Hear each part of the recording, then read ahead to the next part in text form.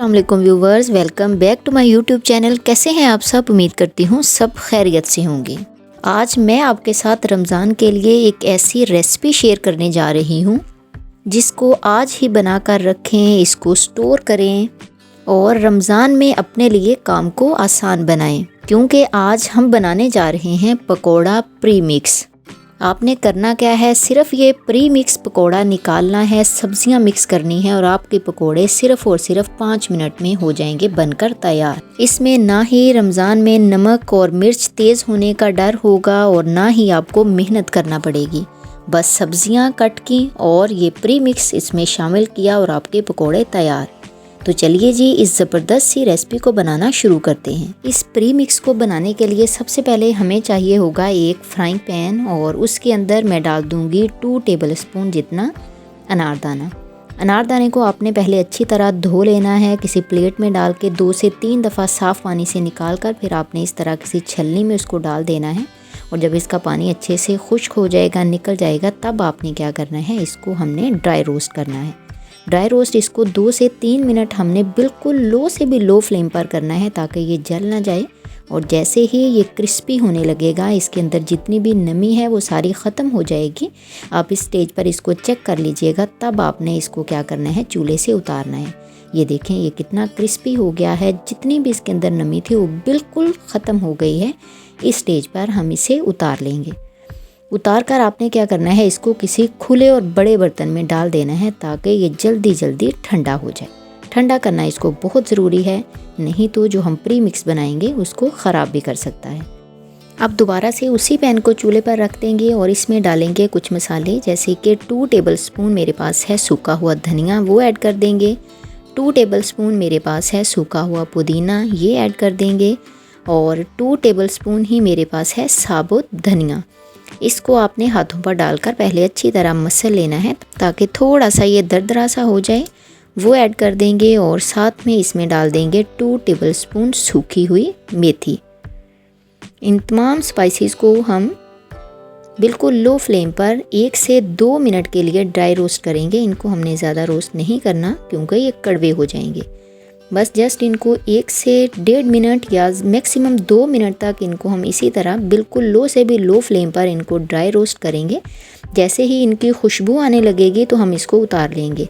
अगर तो आप ये सारे स्पाइसेस बाज़ार वाले इस्तेमाल करते हैं तो इनको ड्राई रोस्ट करना मस्ट है, क्योंकि इसमें नमी वगैरह होती है, तो नमी को हमने रिमूव करना है। और अगर घर में ही ये तमाम स्पाइसेस आपने खुश किए हैं तो आप इनको अगर ड्राई रोस्ट ना भी करें तो काम चल जाएगा। अब इनको तकरीबन 1.5 मिनट मैंने लगाकर रोस्ट कर लिया है। इनको भी किसी बड़ी और खुली डिश में निकाल लेंगे और इसके बाद हम इनको ठंडा करेंगे। ठंडा करना इनको बहुत ज़रूरी है। इन तमाम स्पाइसेस को हमने पहले रोस्ट करने के बाद ठंडा करना है। ठंडा कर लेने के बाद बाकी के जो स्पाइसेस रह गए हैं वो हम इसमें ऐड करेंगे। इस स्टेज पर इनसे बहुत ही ज़बरदस्त किस्म की खुशबू आ रही है। इसके बाद इसमें डाल देंगे 1 टेबलस्पून जितना खुशक धनिया और गरम मसाले का पाउडर। 1/2 टेबलस्पून मेरे पास अजवाइन है, ये डाल देंगे। 1/2 टेबलस्पून ही मेरे पास है काली मिर्च का पाउडर, वो डाल देंगे। और 1 टेबलस्पून मेरे पास है चिली फ्लेक्स, ये डाल देंगे। और 1 टेबलस्पून ही मेरे पास है हल्दी का पाउडर, वो ऐड कर देंगे। और 2 टेबलस्पून मैं इसमें नमक शामिल कर दूँगी। ये बिल्कुल मीडियम से नॉर्मल से स्पाइसेस हैं, ना ज़्यादा हैं ना कम हैं। इसके बाद हम इसमें ऐड करेंगे 1/2 टीस्पून जितना मीठा सोडा, जिसको हम खाने का सोडा भी बोलते हैं, और 1/2 टीस्पून जितना चाट मसाला, इसको भी हम ऐड कर देंगे। ऐड कर देने के बाद इनको अच्छी तरह हमने मिक्स कर लेना है। आप यकीन करें, रमज़ान में इतनी ज़्यादा आपकी टाइम की बचत हो जाएगी कि आपने सिर्फ सब्जियां काटनी है और सब्जियां काट लेने के बाद आपने ये जो प्री मिक्स हमने तैयार किया है उसको ऐड कर देना है।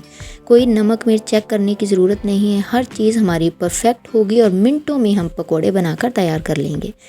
उसके बाद मैंने ले लिया है बेसन। ये बेसन है मेरा 1 किलो। जितने भी स्पाइसेस मैंने डाले हैं वो 1 किलो के हिसाब से मैंने डाले हैं। आप अगर ज़्यादा बनाना चाहो तो आप इसको, अगर 2 किलो बेसन का बनाना चाहो तो इसको डबल कर लीजिएगा, अगर 3 किलो बनाना चाहो तो इसको ट्रिपल कर लीजिएगा। इस तरह मैंने 1 किलो बेसन को पहले अच्छी तरह छान लिया था। बेसन को छानना बहुत ज़रूरी है, जब भी आप बेसन का इस्तेमाल करें उसको अच्छी तरह छान कर इस्तेमाल करें। उसके बाद ये जो प्री मिक्स हमने तैयार किया है उसको बेसन के अंदर डालकर अच्छी तरह से हम मसल कर इसको मिक्स कर देंगे। इस प्री मिक्स से आप पालक पकोड़ा भी बना सकते हैं, आप आलू का पकोड़ा भी बना सकते हैं, आप लच्छा पकोड़ा भी बना सकते हैं, आप आलूओं को ग्रेट करके भी बना सकते हैं। किसी भी किस्म का आपने पकोड़ा बनाना है, बस आपने वो चीज़ कट करनी है और उसके ऊपर ये प्री मिक्स डालना है और आपके पकोड़े बनकर तैयार हो जाएंगे। अब इसको सेव और महफूज करने के लिए आपने कोई भी एयर टाइट इस तरह का कंटेनर ले लेना है और उसको पहले अच्छी तरह धोकर ड्राई कर लेना है। ड्राई कर लेने के बाद ये जो बेसन का मिक्सचर हमने तैयार करके रखा हुआ है उसके अंदर डाल देंगे और अच्छी तरह इसका ढक्कन बंद कर देंगे। ये तकरीबन 2 से 3 महीने तक आपका ये मिक्सचर बिल्कुल भी ख़राब नहीं होगा।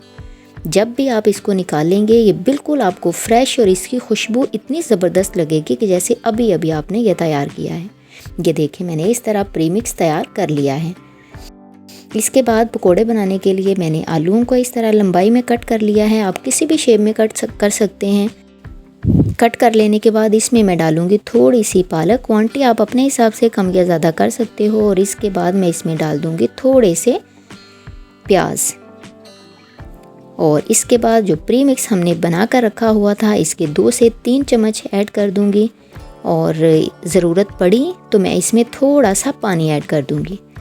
आपको यहाँ पे एक और राज की बात बताऊं कि जब भी हम पकोड़े बनाते हैं तो उसमें पानी की जगह पे आप दही का इस्तेमाल करें। दही को अच्छी तरह फेंट कर डालें तो उससे इन पकोड़ों की ग़िज़ाइयत और टेस्ट डबल हो जाएगा। एक दफ़ा ट्राई करके ज़रूर देखिएगा। अगर आपके पास दही अवेलेबल है तो अच्छी तरह फेंट कर पानी की जगह पे अगर आप पकोड़ों में डालें तो बहुत ही ज़बरदस्त किस्म का इसका जायका मिलेगा। देखिए अच्छी तरह मिक्स कर लेने के बाद अब ऑयल को मैंने अच्छी तरह गरम कर लिया है। गरम कर लेने के बाद हम ये पकोड़े फ्राई कर लेंगे। यहाँ पर एक और ट्रिक बताती चलूँ कि जब किसी भी चीज़ को हम फ्राई करते हैं ऑयल को पहले अच्छी तरह हमने गरम कर लेना है। गरम कर लेने के बाद आपने फ्लेम को मीडियम कर देना है।